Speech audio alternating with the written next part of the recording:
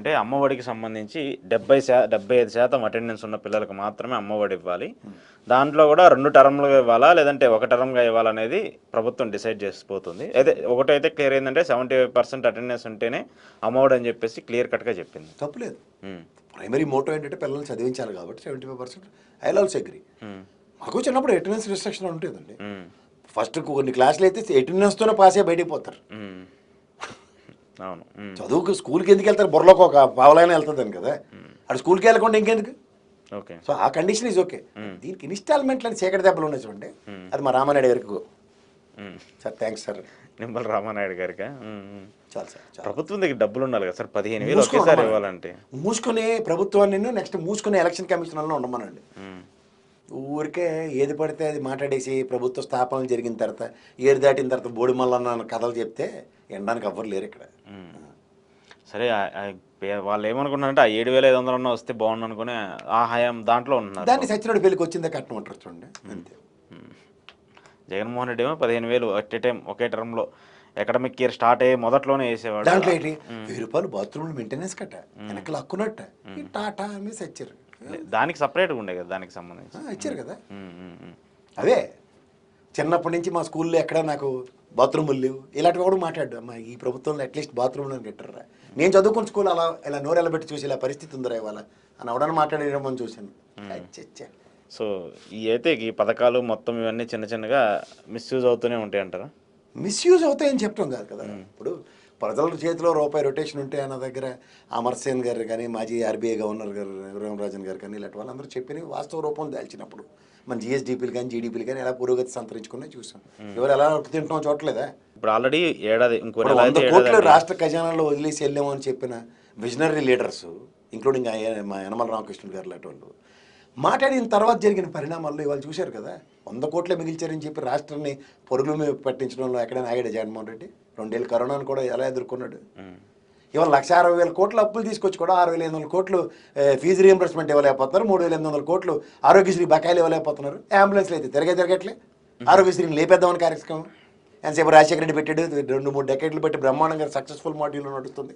ఎలాగైనా రద్దు చేయాలని చచ్చిపోతుంటే అప్డేట్ చేస్తారండి. అది ప్రైవేటైజేషన్ ఏదో చేయాలని చెప్పేది హెల్త్ ఇన్సూరెన్స్ ప్రైవేట్ నుంచి పరిరక్షించడానికి అవి ఉన్నాయి. మీరు ఆయుష్మాన్ భారత్ ఏదో పెట్టారు మన ఎత్తికి ఎవరికి పోరికి వస్తుందో కనుక్కోండి. 70 years కనీసం మళ్ళీ తీసుకునే పరిస్థితి కూడా లేదు. హాస్పిటల్స్ చేయట్లేదు. ఎందుకు చేయట్లేదు అంటే గవర్నమెంట్ ఫండ్స్ రిలీజ్ చేయట్లేదు అని చెప్తున్నారు. ఈవెన్ 3,000 కోట్లు 3,500 కోట్లు ఇంకా బకాయిలు ఉన్నాయని చెప్పి 3,800 కోట్లు వాళ్ళు ఇంకా ప్రొటెస్ట్ చేస్తున్నారు. దాన్ని విజనరీ అంటారు కదా. మరి విజనరీ అంటే మెడికల్ కాలేజీలు కట్టడం, మెడికల్ కాలేజీల బదులు హార్బర్లు పోర్ట్లు కట్టి దానివల్ల వాణిజ్యాన్ని పెంచడం, ఇవంటే విజనరీ అట్ట. 2047 దాకా విజనరీ ప్లాట్ఫామ్ వేసుకుని కూడా ఏం చేస్తారన్నది ప్రశ్న. ఏం చేస్తున్నారంటే అది తప్పని చెప్తున్నారు. ఐకానిక్ టవర్ గతపురంలో మిలీనియం టవర్స్ ఐకానిక్ టవర్స్ కట్టిన వాళ్ళు ఎవరు కనుక్కోమనండి. ఐకానిక్ టవర్ పర్పస్ ఏంటంటే ఐటీ ఇండస్ట్రీని అభివృద్ధి చెందడానికి. 30 తారీఖున వెళ్ళి చంద్రబాబు నాయుడు గారు రెబ్బన్ కట్ చేస్తారండి. కట్టింది ఎవరు? ఓపెన్ చేస్తుంది ఎవరు? పోనీ మీరు 7 ఎకరాల ల్యాండ్ విప్రోవాళ్ళకి అలకేట్ చేశారు హార్ట్ ఆఫ్ ద సిటీలో. ఏమైంది అది? దాంట్లో వేరే యాక్టివిటీ కంపెనీ పెట్టుకుని కూడా వాడు లాసెస్ వస్తూ అది ఎస్టీపీ ఎస్సీజెడ్ జోన్లో కన్సిడర్ చేయనందుకు మూసుకుని వెళ్ళిపోయాడు అక్కడి నుంచి. ఇవాటికి కూడా విప్రో పేరు మీద రిజిస్టర్ కాలేదు. అది ఎందుకు గమనించట్లే? మళ్ళీ కొత్తగా కొన్ని కంపెనీలకు ఇస్తున్నారు కదా భూములు. అదే దేనికి ఇస్తున్నారు? ఉరసలాంటి ఊఫులఫా కంపెనీలు అన్నిటికీ ఇచ్చి భూదందాల కోసమా? అదేనా అభివృద్ధి అంటే? అదేంటి ఆ వరుస కూడా ఇప్పుడు కాస్త అన్నదమ్ముల మధ్య వారుగా మారింది. కేసీఆర్ నానికి బ్రహ్మాండంగా ఉంటారు.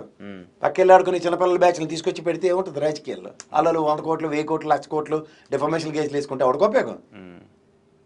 21st సెంచరీ కంపెనీతో చిన్ని వాళ్ళ పార్ట్నర్ కలిపి ఇప్పుడు ఉన్నాడు కలిపి ఎత్తేసింది. అవన్నీ నిజాలే కదా. కాంట్రడిక్ట్ చేయగలరు ఎవరన్నా? ఖండం చేయట్లేదు కదా ఎవరు. మరి ఖండం చేయనప్పుడు ఇప్పుడు ఏంటి సార్ ఆ భూమిని వెనక్కి తీసుకున్నారా లేదా? అట్లేదు దాని మీద పెద్ద హోల్డింగ్ అనిపిస్తుంది. ఏమీ లేదు.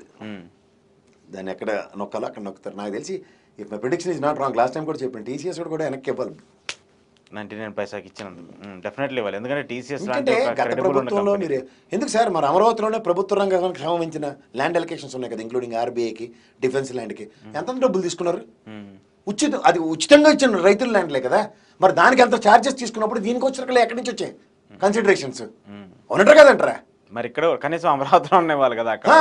అమరావతిలో ఇచ్చుకోండి, ఫ్రీ ల్యాండ్ కదా. అప్పనంగా ఎత్తేసారు మీరు ప్రజల దగ్గర నుంచి. అమరావతి లేకుండా వైజాగ్లో ఇస్తున్నారు.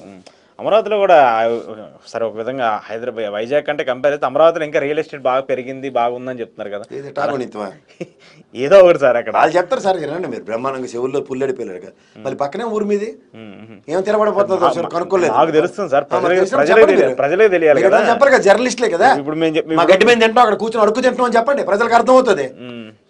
మళ్ళీ ఎదమావలు వేసుకుని ఇంకో 40,000 ఎకరాలు ఇవ్వడానికి సిద్ధపడతారు కదా. ఇప్పుడు లేదులేండి ప్రజలు అంతా ఇప్పుడు ఉన్నదాన్ని ప్లీజ్ ఉన్నదానికి సెటిల్ వాళ్ళ అమాయకులు గొర్రెలు వాళ్ళు అలాగే ఉంటారు. వాళ్ళు చెప్పి పెట్టకథలకి విజన్ 47 ఎవరు చర్చలేవే అమరావతిని అడ్డుకుంటారా అమరావతి అంటారా ఏమే 5,000 కష్టాలు పుచ్చకం రాసినప్పుడు వెళ్ళి పవన్ కళ్యాణ్ ఏం మాట్లాడాడు సత్సంగ ప్రవచనాలు చెప్పొచ్చాడు ఆయన.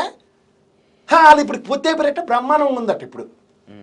రైట్, చూద్దాం ప్రసాద్ గారు దీనికి సంబంధించిన. Thank you sir, thank you very much. ఇది ఈరోజు కేఎస్ ప్రసాద్ గారితో స్పెషల్ ఇంటర్వ్యూ. చూస్తూనే ఉండండి ప్రజాచైతన్యం.